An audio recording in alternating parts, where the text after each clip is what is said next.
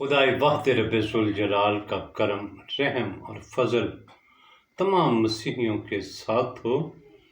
आज एक बार फिर मैं आपके साथ सीखने के लिए कि दुआ क्या है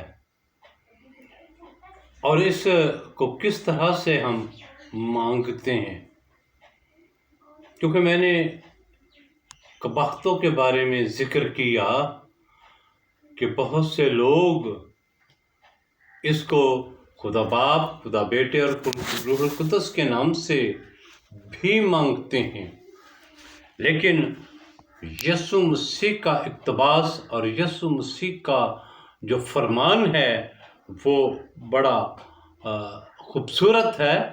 और यीशु मसीह फरमाते हैं, और उसको यूहन्ना की इंजील उसका 16 बाब उसकी 23वीं आयत में इसको कोट किया गया, इसको कंधा किया गया, लिखा गया, अगर बाप से कुछ मांगोगे तो वो मेरे नाम से तुमको देगा। ये एक बड़ी ख़ास हदायत है। जब हम कुछ मांगते हैं तो फिर हमें यीशु मसीह के नाम से मांगने की ज़रूरत है। और मैंने इससे पहले भी अर्ज़ किया कि जब हम शिफा के लिए ख़ास तौर पर प्रेयर करते हैं, दुआ करते हैं, शिफा मांगते हैं, तो हम यीशु मसीह के पास चले जाते हैं और यीशु मसीह को इस तरह से हम अर्ज़ करते हैं कि ऐ यीशु, तू इस बीमार को शिफा बख्श दे।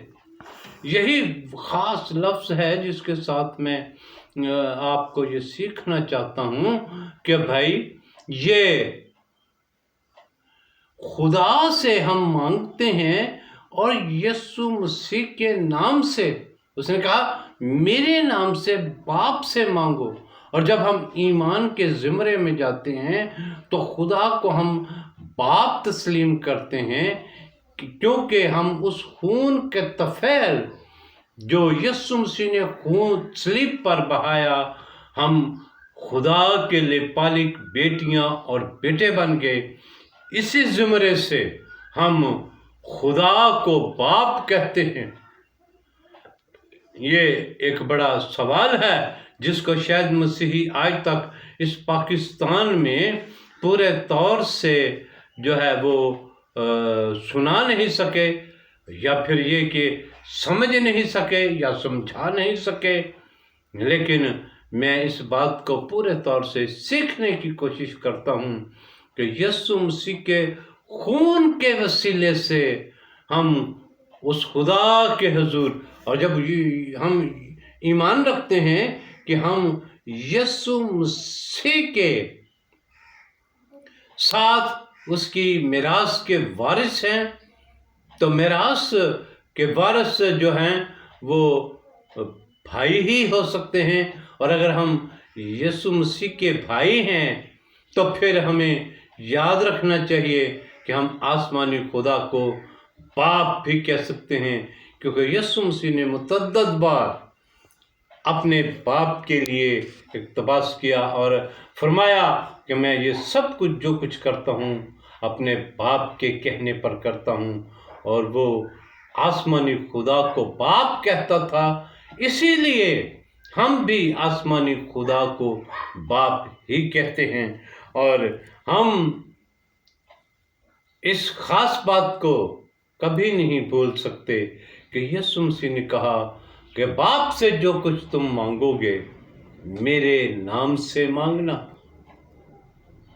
उसका वास्ता देकर, उसका वसीला उसको बनाकर हम उस बात को याद रखें। जब हम उसका नाम लेकर मांगते हैं तो फिर हम इस बात का इकरार कर रहे हैं कि हमने तेरे बेटे को, यीशु मसीह को अपना निजात दहिंदा मान लिया। और हमने इकरार करते हैं कि यीशु मसीह हमारी खातर सलीब पर चढ़ गया, उसने दुख उठाया और फिर वो तीसरे दिन जी उठा। और आज मैं आपको इसी बात के लिए पूरे तौर से अर्ज़ कर रहा हूँ कि हमें अगर कुछ बाप से मांगना है तो फिर हमें यीशु मसीह के नाम से मांगना है। خدا ان ساری باتوں کے وسیلے سے ہمیں کثرت سے برکت بخش دے، آمین۔